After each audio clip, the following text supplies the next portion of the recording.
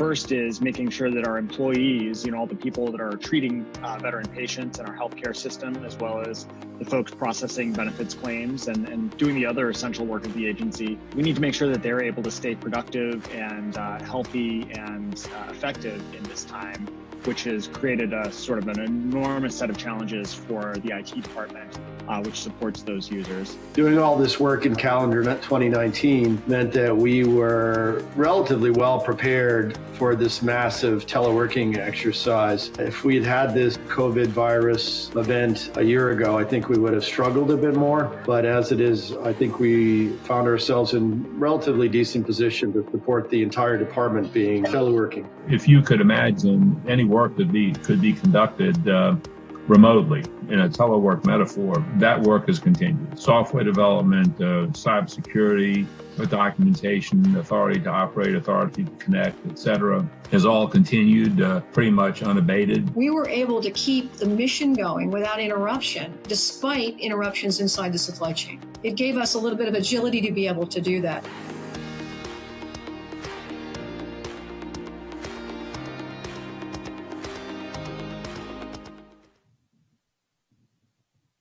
Good morning, good afternoon, everyone. My name is Michael Hoffman, and I'm the president of Government CIO Media and Research. Government CIO Media and Research is the online destination of thought leadership and research focused on the transformation of government IT. Our experienced team collects the best practices and research regarding the advancing technology and management landscape.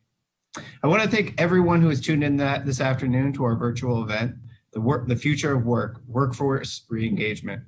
We have an excellent line of speakers, and we're looking forward to hearing how government agencies will harness the power and potential of technology to navigate the challenge to re-engage their workforces. The coronavirus and resulting quarantine has drastically changed the workday for many people out there. So many more are working from home. The day-to-day for many has changed, and many expect some of these changes to be long-lasting, while others will see their jobs go back to normal in some ways. What we wanted to do today is invite some of the top government and industry executives to discuss how these changes will impact government agencies and what digital tools and strategies are being used to make work safe and also make workers efficient. We'll start with a panel discussion with the Chief Talent Management Officer from the Department of Veterans Affairs and ServiceNow's Principal Digital Strategist. That'll be followed by our CIO Spotlight with the CIOs from the Health, Resources and Services Administration and U.S. Patent and Trademark Office. But before we kick off our program, I'd like to thank today's sponsor, ServiceNow, for underwriting this event and making these important conversations possible today. Without our sponsors, we wouldn't be able to bring our audience valuable content like this afternoon's virtual event. I want to remind audience members that you can submit questions for our speakers in the comment box you see below the video player on your screen, and we will choose some to ask during the conversations this morning.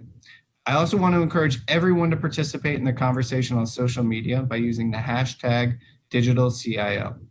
So without further ado, I'd like to welcome our first panel to the virtual stage. And I'm going to hand it off to Government CIO's Managing Editor, Amy Kluber. Amy, take it away. Hi, everyone. Thanks for joining. Thanks, Mike. As he mentioned, lots of people are working remotely right now. It's why we're virtually conducting this event now. Those who have never worked remotely, they were faced with the necessity to stay socially isolated, which has brought a number of issues across a couple of areas. One, of course, the actual technology support and capabilities to enable such a change in working. And two, was the impact on the workforce, which we are profiling now with these speakers. We've heard about a few of advancements nationwide, both in public and private, and agencies have learned how to deal with it during this time. So I would like to open it up to our panelists, Jonathan Album and Jim Trinka. First, I'll have each of you introduce who you are, what you do at your organizations, and some of your priorities. So we can start with Jim first.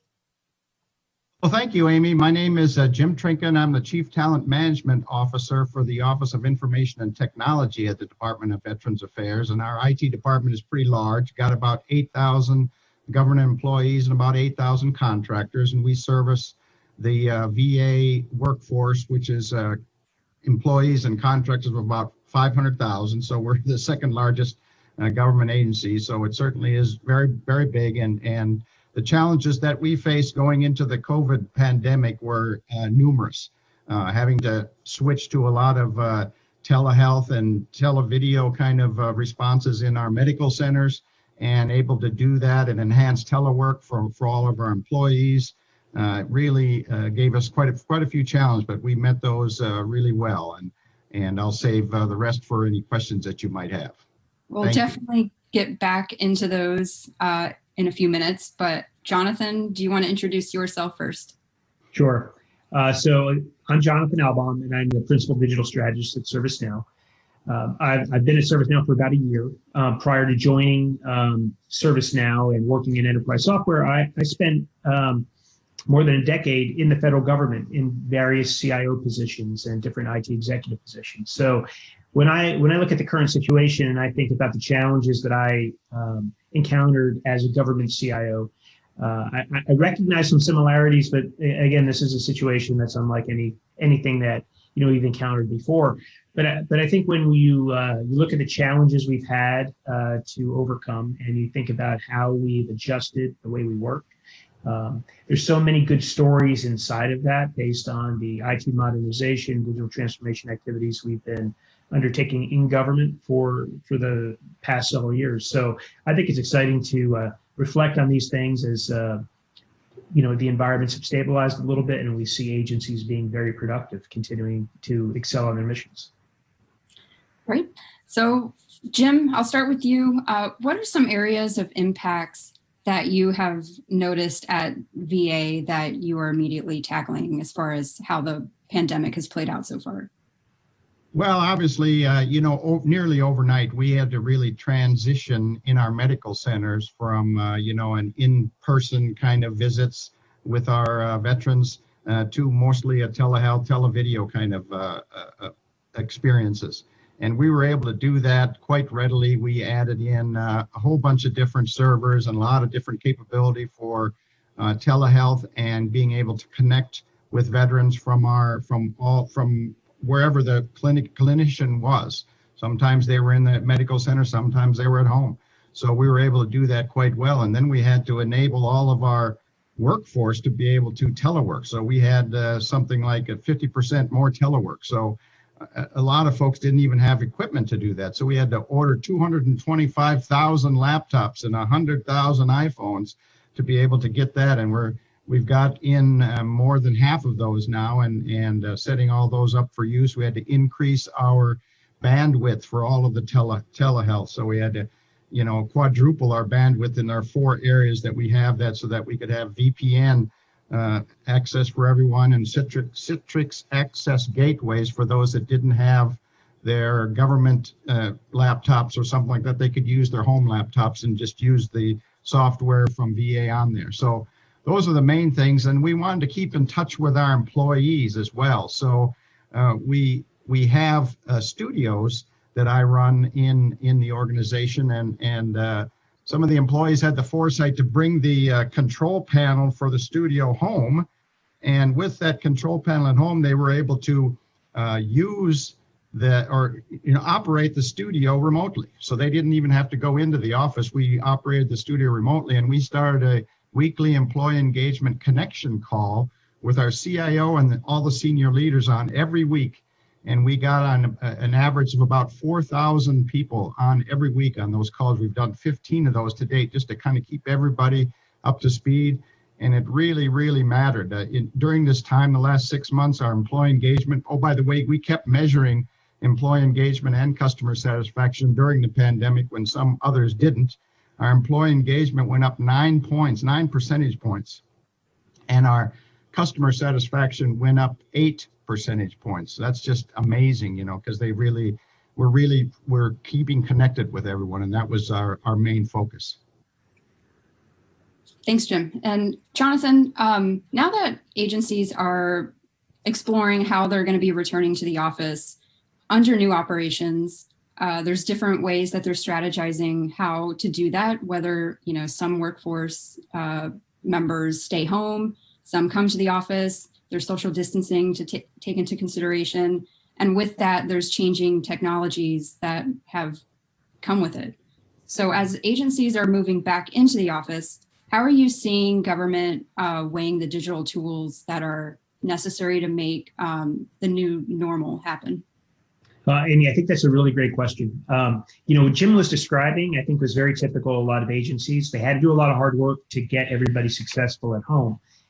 However, returning into a workspace is, I think, infinitely more complicated during this time where we still have the risk of the pandemic. It was easy to send people home. It's hard to bring them back. It doesn't seem like it should be hard, but the devil's in the details. From the idea of understanding our employees ready to return and understanding sentiment, and I appreciate Jim's comments about the VA continuing to survey employees and understanding how they're feeling about the current situation, because you need a workforce to be ready to do their best, and you can't if you're worried about getting sick or childcare or some other things. So there's, I think, that aspect of it. We really need to understand what employees think about returning to the office. But from a more practical perspective, how do you do appropriate health surveys, whether that is a temperature check, if that's appropriate, or asking employees if they've been exposed to anybody with coronavirus or other risk factors. And then, from a physical perspective inside the office, how do you create workspaces that are safe for physical distancing?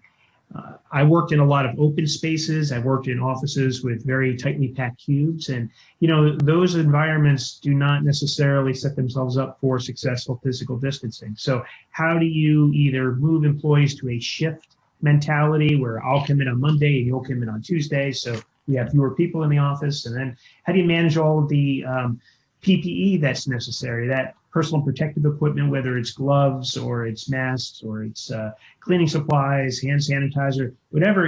It's many agencies have committed and different organizations have committed to having these things on site for their employees. Well, you need to be able to manage those stockpiles across offices or locations, across geographies. And then, what happens if you run out? What happens if you don't have proper cleaning supplies? You have to send everybody home. That can become very disruptive. So all of those little questions, are independently, they don't seem that challenging, but added together, it creates a lot of complexity. And I really believe agencies are relying on technology to help solve some of those problems, to make those workflows simpler and bring people back into the office safely. We're seeing some employees go back. We're seeing still a lot telework at home. And I think the government's taking an appropriately cautious approach to bringing federal employees back. We'll do it as needed where we need to. Jim, back to you. You mentioned your employee engagement scores have increased. These are in reference to some surveys that your office puts together and organizes and deploys across VA. How can you go into those surveys and what are they measuring and how are you using them to inform some of OIT's strategies? So we in the Office of Information and Technology, or OIT as you call it, we really do a lot of survey efforts. We probably lead all of VA and all of our survey efforts. We do quarterly employee engagement surveys, whereas VA only does once annually, and they delayed that one until after the pandemic. We continue to do our quarterly employee engagement. We do monthly customer satisfaction surveys where we sample 1/12 of the VA population, and we do it in a way that there's the technical experts that figure out how to do this. We do it in a way that no one person in VA gets more than one survey a year. So there's no survey fatigue, that kind of a thing. And so we've been able to keep that up and keep that pace up. And it really, really does help us to try to improve how we're dealing with our employees, how we're collaborating with our customers, how we're focusing on veteran outcomes and improving the veteran experience. And that's, that we design our surveys in a way that we can not just survey what people, their responses are, but we do it in a way that we can figure out what drives high scores. And that's the important thing. What are the drivers of high scores? So we do more of that to leverage our strengths and really do what's working and not figure out what's not working. We don't work on the lowest scores. We work on what drives high scores. And that really does help out. And I'm a statistician, so I could probably put everybody's eyes to sleep with talk about that. But suffice it to say, our surveys really do great things for us because they really show us how we should operate to improve all of the things that we're trying to improve in our strategy. What are some of the themes that you've taken away from some of the surveys done recently, maybe before and during the pandemic? Well, so for example, our customer surveys, we do the standard surveys, what's called the American Customer Satisfaction Index, or ACSI. It's kind of an industry-wide standard across the U.S.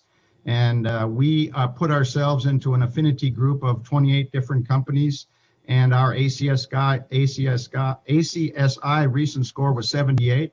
That puts us on a par in our affinity group with Microsoft at 77. Google has 79. The highest in our affinity group is Charles Schwab with 81. So we're in the top 3 or 4, which really it has helped out because we were down in the low 70s and have moved up into that area, all because of the things that we work on. We always survey our customers in 4 areas. So we figure out that there's 4 areas of the customer's experience that we want to evaluate. There's 4 dimensions, and the dimension is, when you worked with our IT organization today, was this interaction effective? Was it easy? How did you feel, or were you satisfied? And do you trust IT? So those 4 areas, and all 4 of those areas, the dimensions of our customer experience have gone up considerably over time here in the last 4 or 5 months, and that's really been very good for us. So those are the kind of areas we do. We have a lot of written comments that we take, and we organize all the written comments, and that really gives us great information on specifics to try to improve our interaction with our customers and how we collaborate with them. What we found, though, the biggest driver of customer satisfaction for us in IT and VA is how we collaborate with our customers. So it's that collaboration that happens in the close environment with our IT folks in the field, as they're in the medical centers, they're in the regional offices, they're close to the cemeteries, they really interact with our customers well. It's the business partner collaborations that we have at senior leadership. You know, when we try to work out what their outcomes are trying to do and help them with the technology aspects of reaching their outcomes. And then on our help desk, and it's how our help desk people are able to collaborate with their customers on the phone. It's all about customer collaboration to improve their outcomes, and we focus on them. And that's the specifics more than the specifics of the survey. I'll just do it that way. Okay. Jonathan, do you have anything to add as far as the overall theme of collaboration? Absolutely. The story Jim tells is a great one. And to the extent that we're able to utilize the pandemic and the challenges of working from home to double down on the need for collaboration, on the need for eliminating the unstructured collaboration that normally occurs in an office setting. And unstructured, by that I mean the work gets done because I know who to call, or I can send an email to somebody who will do something for me. As you know, as Jim is describing, I think they're using lots of automated tools and digital technologies to drive better collaboration generally. And in a time where, the unstructured collaboration doesn't work as well, when, we're at home and we have, the complexities of families and distractions at home, we have the ability to rely on technology to help us be more effective and work more closely together. We keep describing this as social distancing, and I think a better term is physical distancing, because I think socially we're closer together than we ever have been in some ways. We're routinely on Zooms talking to I am talking to my colleagues, talking to customers, talking to other teams. And it sounds like Jim is facilitating a very similar environment at the VA in the use of digital tools to do that, of tools that can integrate data, that can share data, that can be, connecting different constituencies, customers or citizens or different stakeholders to an agency's mission, is really important during this time. There's just not a lot of natural anxiety in this kind of environment, and the knowledge that the people that you need are, just a click away, I think is reassuring to a lot of people inside and outside of the government. So it sounds like they're doing quite well, and I'm really impressed by that. And Amy, I'd like to add something, if I could, to that, to those comments by Jonathan, because collaborating with our business partners was not something that really government agencies look towards. You know, our customers, I guess, previously kind of considered their IT department as order takers. Some vendor would come them and you know, brief them on some shiny new toy, and they'd come to us and give us the shiny new toy, you know, and those kind of things. And you know, we really had to work hard at this customer collaboration, but when we can do that now that we've been doing so much customer collaboration, they recognize us as the IT experts. So they say, here's what we're trying to achieve. Here's the outcome that we seek. How can you help us? And that's probably the biggest difference. Yeah, Amy, if I just can note what you know, Jim's saying, I think is true at the VA and other organizations, and I think in more broadly across the federal IT community, there's a recognition that, you know, the information technology is not a commodity. It is strategic, and we need to treat it as a strategic tool to drive agency missions, not something that you can just quickly acquire when you need it. Now, granted, the VA went out and they bought laptops, and they bought software, and they bought capabilities to support remote work, but they couldn't have done that if they hadn't been investing in technology over the years. They were able to add in a quick way. But if you're not going to think about IT as a strategic asset, if you're going to stay in the mindset that I can just order a laptop when I need it and I'm going to have it, it doesn't apply to, you know, harder concepts like collaboration, like integrating systems, like digital transformation. Those are really hard topics that it's just so evident how important they are to keep agencies running now, to keep the mission work going, to keep the work flowing. So, you know, I think we're seeing a recognition of where IT organizations, where CIOs, where people like Jim, where they sit in the agency, that position's raising up, and it's more about, you know, really having a voice in the conversation as agencies plan budgets, plan how they deliver on their mission. You know, if there's anything that good comes out of this, there's a real recognition that these roles are not to be discounted or given second thought. They need to be right at the table with agency decision makers. And Jonathan, you are, as the industry representative on this panel, you kind of have a bit of a unique position considering you were in government. Considering that different agencies have considerations like different missions, security, how are you seeing other agencies responding and bringing their workforce back to the office as far as, you know, who's able and who has whose IT posture is more equipped or not equipped to be able to handle that? How are you seeing that?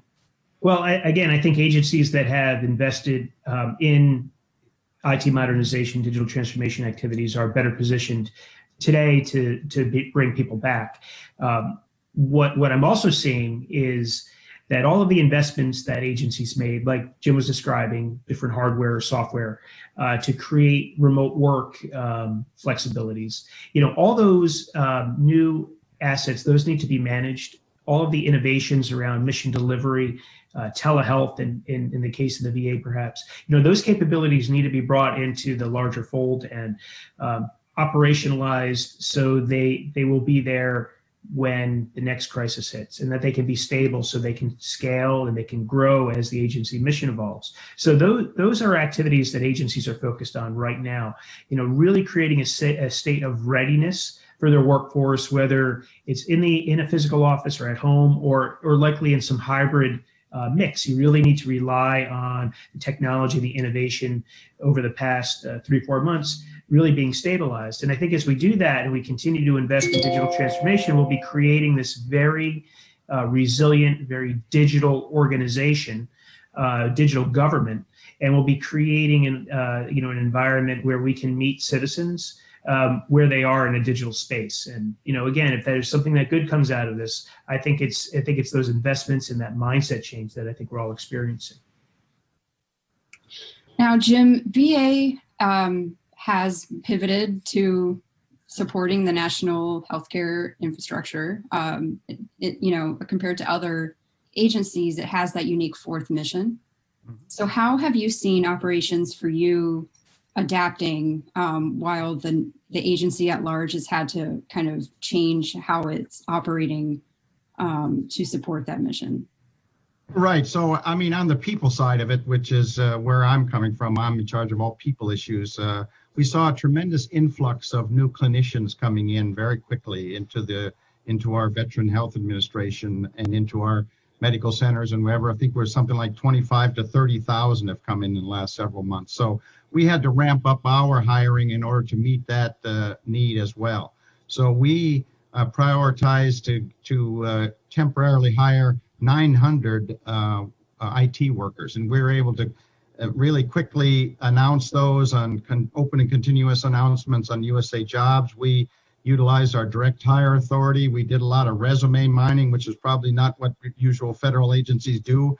We resume mined on USA Jobs. All you have to do is ask USA Jobs, and they'll let you do some resume mining. We do resume mining on LinkedIn. It's a very inexpensive charge in order to do resume mining on LinkedIn. And we were able to find these sort of passive job applicants and get them on board very quickly. We also asked our workforce to volunteer if they had some IT skills. Could they help out on a detail in these medical centers that really needed to ramp up their response quickly? So we got dozens and dozens of employees that volunteered to come in on details and do that. We re-employed some of our folks who had retired, and we were able to get them a dual compensation waiver so that they would get their full retirement pay and their full salary while they were working for us. So we were able to take advantage of all those flexibilities, and we've currently have about a third of our those 900 hires already on board and working in our operations, and that's really helping us out. We sort of had to ramp up the hiring. As you know, it's quicker to bring in a clinician, quite frankly, than it is to bring in a 2210 IT specialist, because they're in different titles. Title 5 for the IT specialist, Title 38 for the clinicians. For a clinician, you're either a doctor or you're either a nurse or you're not.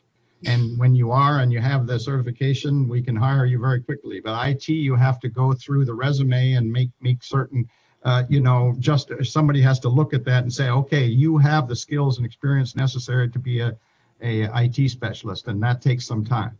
But but we are well under our 60-day goal for bringing people in. We brought in people as quickly as 2 weeks. So that's really what we're doing, is sort of on the people side to help things going. Now, that brings up a good point as far as onboarding and offboarding during this time. People have had to do that without ever having to do it remotely before. It's inevitable. How can teams maintain efficiency and collaboration for some of these workforce processes as they are thinking about operating under new circumstances? Jonathan, do you have any insight? Well, sure. Onboarding, offboarding, these are processes that organizations don't always completely understand. They happen inside organizations, but oftentimes in that sort of unstructured way. Again, I applaud, the comments from Jim, because it seems like they're taking a really nice approach to understanding how to offboard, how to onboard employees so they can do it under any circumstances, whether in an office or they're remotely. But, it's just the sort of a classic example of a workflow that too often is not managed. It touches on different systems. It touches on different organizations. I think the real opportunity is for any organization to, understand the work that they're doing, think about whether or not there's a better way to do it, and then define digital workflows that support the best way to bring employees on board, whether it's during a pandemic or not. What's the best way to offboard employees and contractors, for that matter, as they come on? It can be, unfortunately, very difficult to make sure that people come in and out of the organization in a way that's well managed and supports good security. When somebody leaves, you need to reclaim their badge, you need to reclaim their computer, you need to make sure they don't have any data or other agency assets that they shouldn't have. And how do you know that all that's happening? Again, when you can automate a workflow that way, when you can create digital workflows that support onboarding and offboarding, I think you're also reducing the risk in your organization. Thanks, Jonathan and Jim. We are actually out of time. That went fast. So I will transition us to our next panel. That will be moderated by Orjigo Horahan. She is our Vice President at Government CIO. I'll let her introduce the panelists, but Jim and Jonathan, thank you so much for shedding light on some of the workforce issues. Thank you. Great job, Jim. And great job, Amy. Great to be here. Thank you.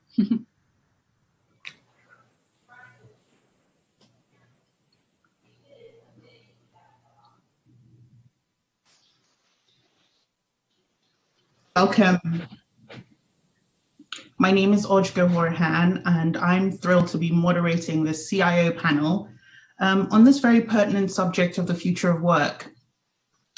First of all, let me introduce Adrian Burton. Adrian is the Chief Information Officer at HRSA and has been since 2014. And it's fair to say that since Adrian's been at HRSA, IT over there has had a bit of a shake-up. Welcome, Adrian. Thank you very much. How are you doing? I'm doing really well. Thanks for inviting me. No trouble. Thank you for being here. And then Jamie Holcomb is the CIO over at Patent Trademark Office at Department of Commerce, and for over a year has been having this remarkable IT modernization happening at USPTO. Hi, Jamie. Hello, Orjigo. Thanks a lot for having me. Thank you for being here. So let's get into it with the future of work. So, I mean, over the last few years, AI, mobile, and the push for more of these sorts of things have been topical and in some circles maybe even debated. And then we find ourselves in this COVID era and hopefully soon post-COVID era. And the direction of work has changed to, as virtual, as mobile, as remote as possible. Adrian, let me ask you, HRSA awards over $10 billion in grants every year across around 100 programs. That's a massive mission and critical to healthcare and health outcomes in the US. So for our non-HHS audience, can you just introduce the overarching mission at HRSA, and then also how is working at HRSA different today from how it was, say, at the beginning of the year? Okay, well, HRSA stands for the Health Resources and Services Administration, and we are part of Health and Human Services. And our mission is to provide healthcare to underserved communities. So some of those communities would be geographically isolated, for instance, folks that live in rural areas. We support folks that or populations that are economically and medically vulnerable. So many people know about our programs, but they don't necessarily translate the programs to HRSA. So one of the biggest programs would be our Health Center program, which treats 28 million people a year is the population that we serve with our Health Center program. We also have a huge program called the Ryan White HIV and AIDS program. And we make sure that 500,000 people who have HIV, that they're connected with care. And we have other programs such as our maternal and child health workforce programs, some of our workforce programs, as well as the OPTN. Most folks won't necessarily associate the organ procurement program with HRSA, but we're responsible for that. So in the last 6 months, things have definitely been different. We've been extremely busy over at HRSA. One is because the pandemic is a global health crisis, HRSA is playing a critical role in that. And not only that, you have our workforce that has gone to maximum telework. So that has definitely been an adjustment, somewhat of adjustment, because we have a high level of telework at HRSA anyway, but still trying to execute our mission as well as with the maximum telework. We've definitely have stepped up to the challenge. So it's just been extremely, extremely busy at HRSA over the last couple of months. So I'm going to come back to you, Jamie, on the same question, but let me stay with you for 1 second, Adrian. So what tools and what approaches have you used maybe to make this transition towards a more maximum remote, I guess? Well, we've used, I guess, 3 different approaches. One is that we are using our robust technologies. And as Jonathan mentioned in the prior interview where he talked about, you really have to be prepared for contingencies. And I think that HRSA, that we were definitely ready for the challenge of the pandemic. So we have robust technologies in place, a lot of collaboration tools. We have a robust network. We use Skype for most of our communication, which is really great because that really simulates people stopping in to visit, and in terms of like stopping in someone's office or someone's cubicle. Instead of doing that, now you just call them on Skype and just click on them, and then you can have a virtual meeting. I know that I use Skype heavily, even for all hands meetings with my staff. I have monthly all hands chat now that we're at 100% telework, as well as I meet with folks. I just pop in on a monthly basis. I pop into 10 employees and just, see how things are going throughout the pandemic. So I think that is critical. I think another important thing that you need to have in place would be having the right team. So when you're facing a contingency such as this, you need to make sure that your team is already and ready to go. So you can't wait until there's an emergency to plan for the emergency. So for us, I feel really confident in that ability, that we were already ready. And then in addition, what we did is we made sure that our staff had FAQs as well as videos so that they could use the tools that we had in place. And then we provided on-site support for the staff that needed to come in to potentially, when they had hardware challenges or different things like that. So we had to have like a minimum staff on site to address those needs. In addition, I think what's been really important is communication. I know that during the pandemic, our Chief Operating Officer, Wendy Ponton, has been communicating, as well as our HRSA administrator communicating to staff, and not only within our operating division in HRSA, but also across HHS. Jose Arrieta, the HHS CIO, pulled all of the HHS CIOs together to make sure that everyone was ready for 100% telework. So I think communication is extremely important, and it can be underestimated, but I think that is really critical in a situation such as this. Thank you. So Jamie, same question for you, a little bit on PTO's mission, and how is it different, working at PTO today from what it was maybe even when you started? Sure. Thanks a lot for the question. All I can say is to validate and verify everything Adrian just said. I mean, like, I'm going to say ditto, it's like, okay. But at the same time, one of the first things we did, as you can see, this is a challenge coin. It has the Patent and Trademark Office on the front.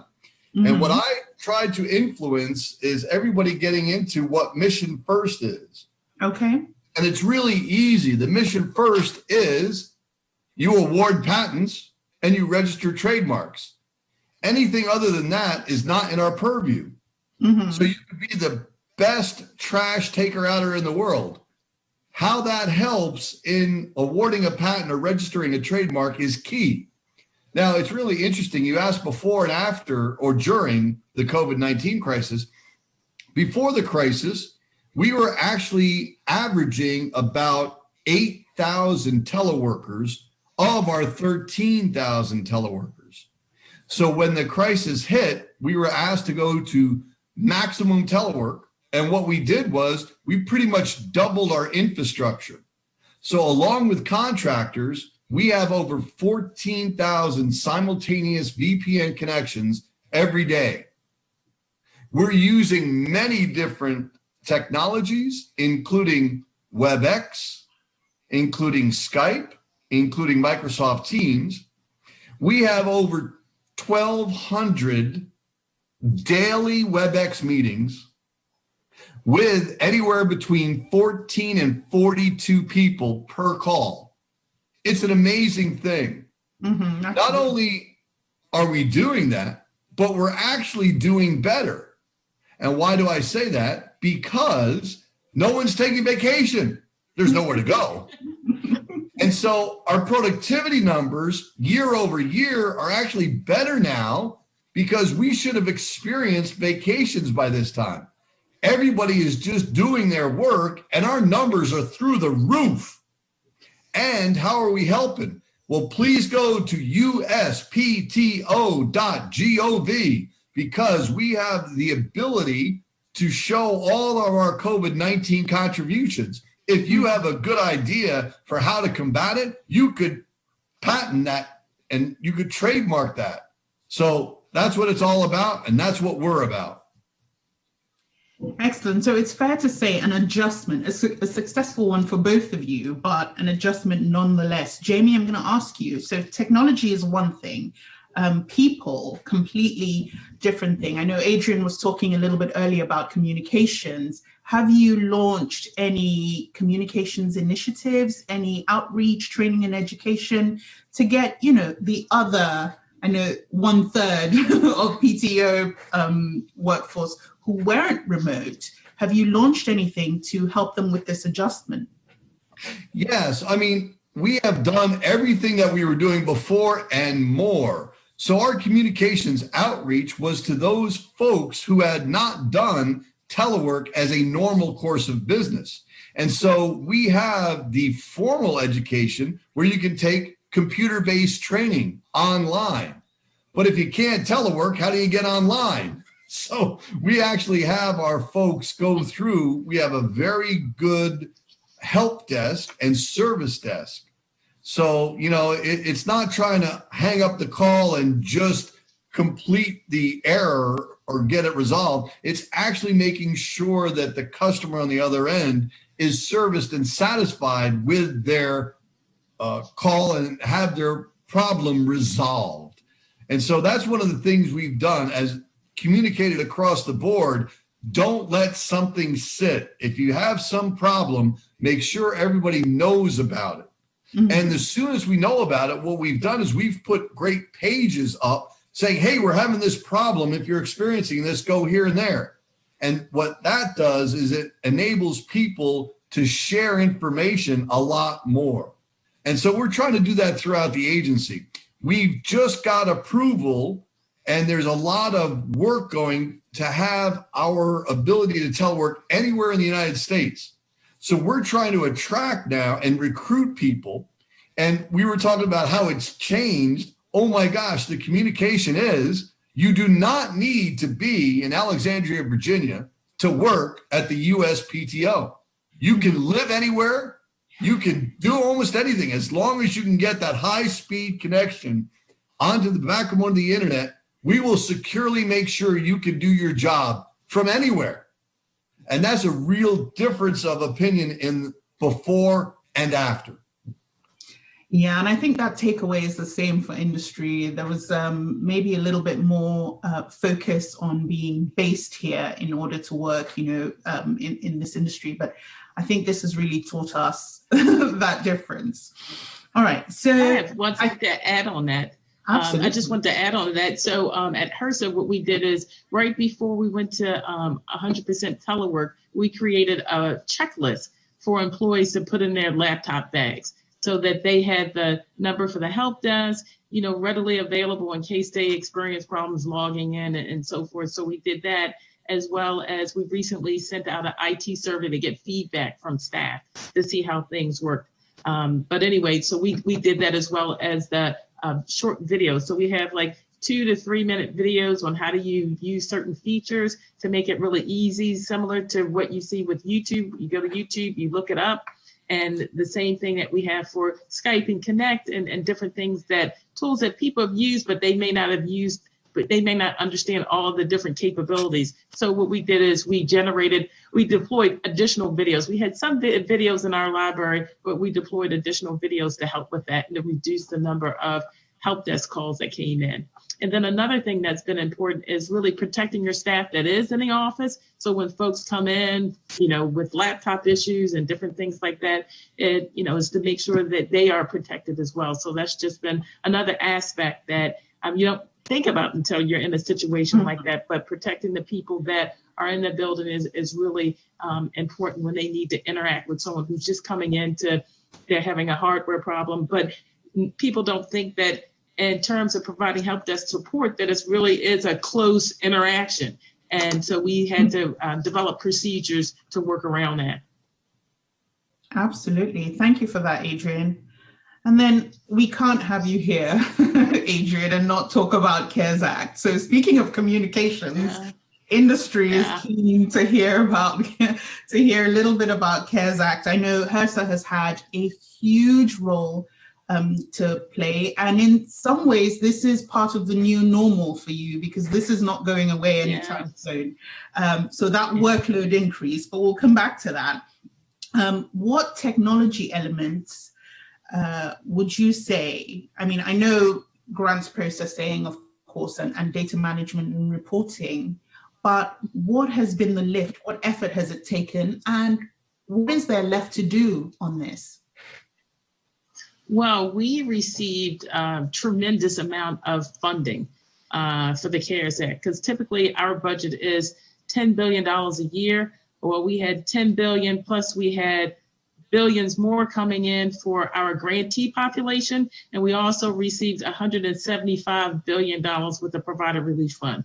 And so the goal for us as an organization, because typically we're a grant making organization, so the priority is get the money out the door as fast as possible to help the healthcare providers. And so that's what we've been focused on. I mean, day and night, just all across the organizations, from our health centers to our rural health programs. We set up a hhs.telehealth.gov website, no, telehealth.hhs.gov website to help individuals who are looking for telehealth services. Also for providers can also use it as a resource. So it's been extremely busy. We have a system that we made some changes to it and developed some different new capabilities to push the money out even faster. Typically, it would take us anywhere from 90 to 120 days is like the normal grant lifecycle process at HRSA, but we were pushing out money in like 18 days. And that was, like a heavy lift. People were working throughout the weekend to push those grants out. And then we went to 12 days because each time we got better and better. And then we were able to push them out in 5 days. So we implemented some automation. So it was not only used by one particular bureau within HRSA, because we have 90 programs, but those features were implemented into our core system so that they could help turn it around. And what we ended up doing was we had group meetings with all the bureau and offices so that we could talk about the grants that needed to go out and how are we going to do that as a team. And so there was a lot of collaboration between our IT folks, our programs folks, our grants management folks, to work as a team to push that money out, really fast. So that's what we're working on. And then we automated, we made some changes to our batch funding memo process, where it would take a couple 100 hours, and we were able to reduce it to like 8 to 16 hours. So that was just a relief to staff, because now as we automate it more and more, we have a lot that's automated. However, you can have it automated, but it can still not be as streamlined as you need it to be in the case of a contingency. And so anyway, we worked closely. It was a great partnership between us and program to get those grants out the door.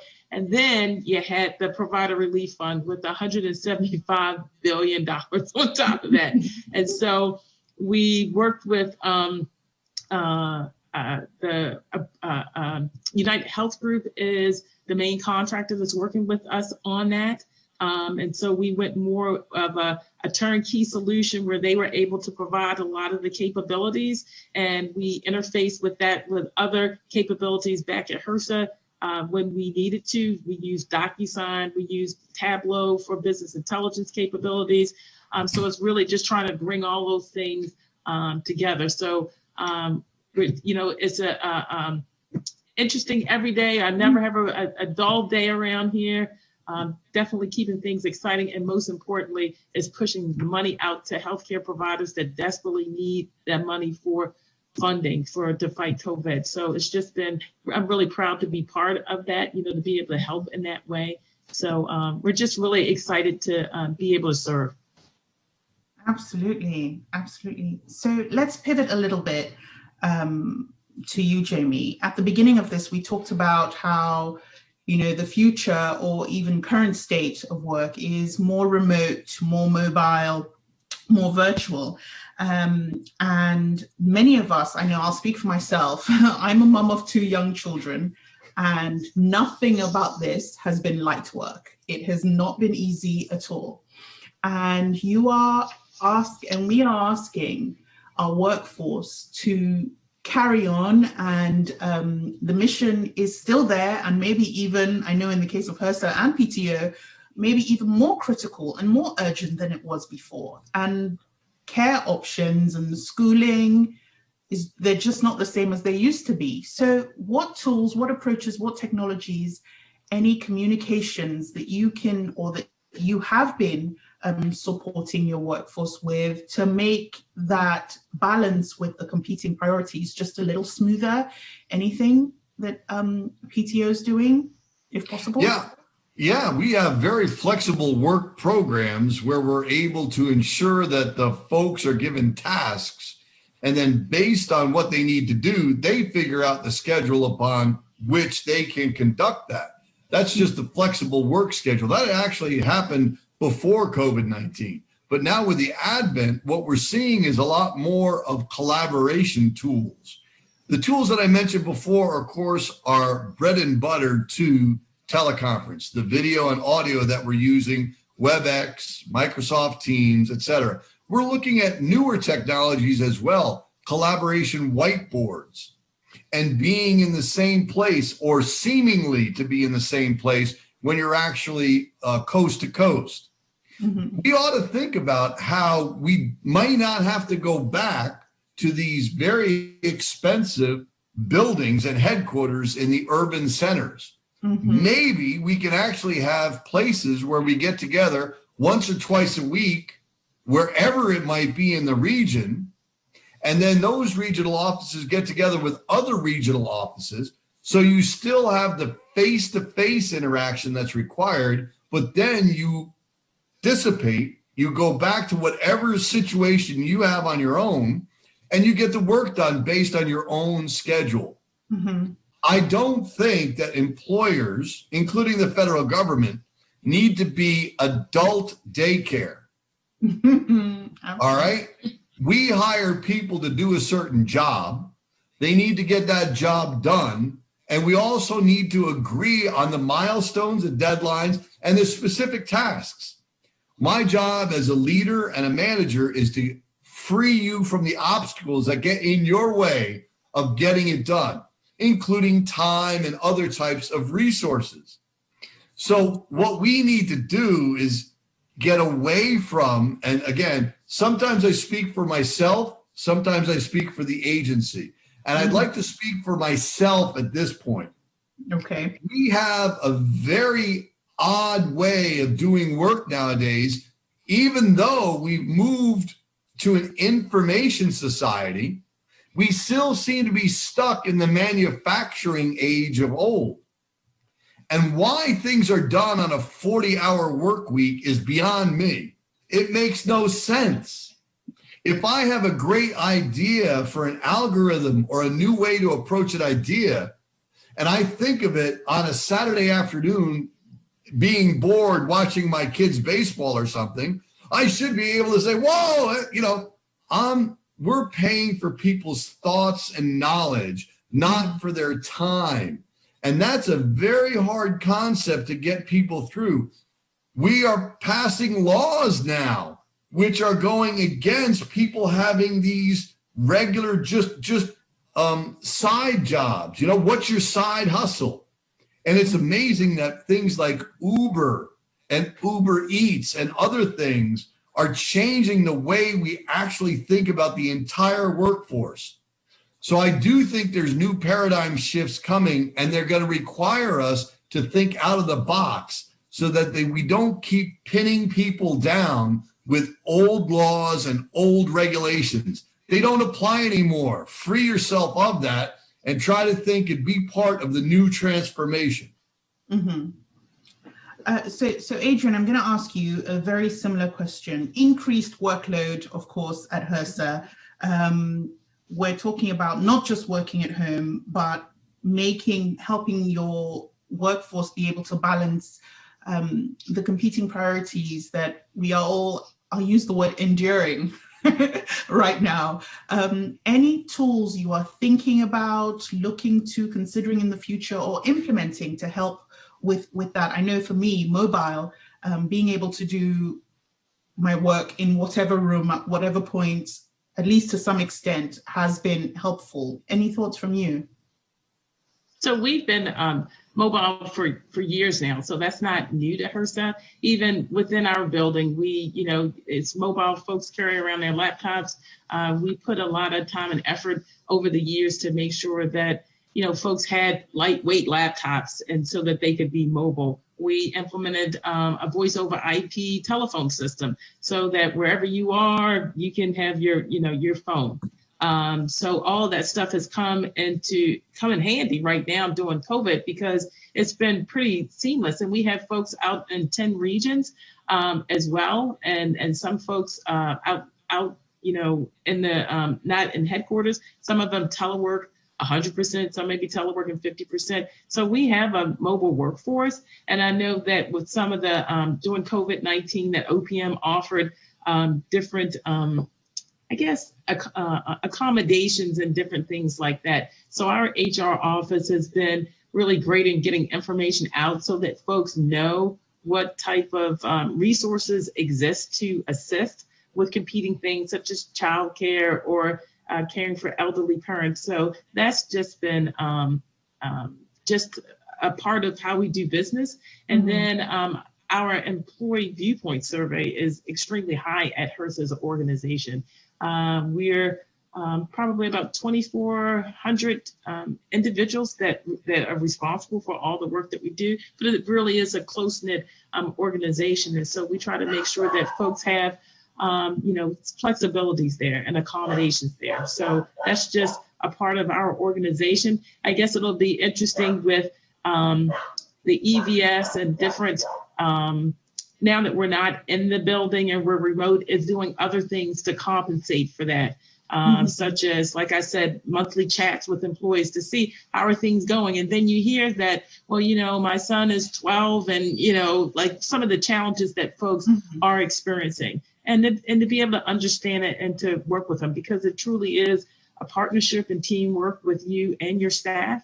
And the more that you can accommodate, the better we are as an organization and the stronger we are. Yeah. So I'm hearing from both of you that part of your success with this, preparing for the current state and the future, has to do or has had to do with being ready so you didn't have to get ready. Right. Yeah, you could just refine it, right? Because you got to be ready and then you refine your readiness. But the point is that there's no quick way to go buy tools. I heard Jonathan talk about, trying to buy laptops and different things. Like, you have to have all that infrastructure in place, and you're just augmenting what you already have at that point. Okay. So let me ask this final question. I don't know if we're going to have time to check the questions, but let me ask this question of you, Adrian, really quickly. At HRSA, so what is the future of work? What is the future state? From an IT perspective, we're looking more at platform as a service as opposed to developing custom applications. I know that with the Provider Relief Fund and some of the other things that have come up, just providing more flexibility in our IT portfolio is key. We have been working a lot on data anyway. So we're looking more at some of the artificial intelligence. We implemented Tableau years ago and just moving more to predictive analytics. And we implemented chatbots for our grantee contact center. So I think, for us, it's about platform as a service. We're implementing Teams in the next 12 months. So just really kind of building on what we have and expanding the capability and the agility for the organization. And Jamie, same question. Future of work at the CEO. I think the future work is going to be way different than it is right now. It used to be that you got a company car if you were a salesman. Well, they don't do that anymore. And I think the same thing is going to be true about our individual devices that we choose to use to interface with the internet. Because whatever device it is, as long as you have a connection in, that's the way you should interface with your work. And so IT needs to create that service-oriented infrastructure to allow for any and all devices, but you can't do everything. So you have to have a standard setting where we all agree on what should be. The IoT, the Internet of Things, and the device standards coming are going to be very key. Once you can address everything, then it'll be a focus and prioritize of how to get that done. I think we're just at the third phase of the internet. The first phase was getting her done with infrastructure. The next phase was the killer app. And the final phase is going to be the whole IoT and being able to address everything. So work will never be the same. And I think COVID-19 became the catalyst to make IoT happen even quicker with 5G. Wow, and don't forget about security. Don't forget about security always. We need to deal with that. It is on a separate panel. So Adrian, Jamie, thank you so much for giving us your time today. I think we're going to send this back to Mike. Thanks a lot. Thank you. All right. Thank you so much to all three of you for closing it out there with the panel. I'd like to thank all of our speakers for joining us today and sharing their experiences on the future of work. Fantastic to hear your points of view on the topic. We're going to continue to follow this important issue as the time goes on and this issue continues to evolve. So make sure you follow our coverage for updates on these conversations on our website at governmentciomedia.com. And we'll be sure to continue to update you with our newsletter, but it also will have guests on podcasts and video interviews as well. Finally, I'd like to again thank our sponsor, ServiceNow, for their partnership on this event. We're grateful for their continued support. And I'd also like to encourage everyone to check out our series of upcoming virtual events for the rest of the year. We have those posted on our website under events. We got some great topics to include artificial intelligence, cybersecurity, infrastructure, a lot of the issues that are really shaping government IT. Speaking of which, our next virtual event is going to be on August 13th, and it's going to be focused on artificial intelligence. So make sure you sign up for that and don't miss that. So with that, thank you very much to everyone again for joining us. We'll also have a newsletter come out with a recording for this if you missed any parts of it, as well as some articles from our great editorial team. So thank you very much, and look forward to seeing everyone again soon.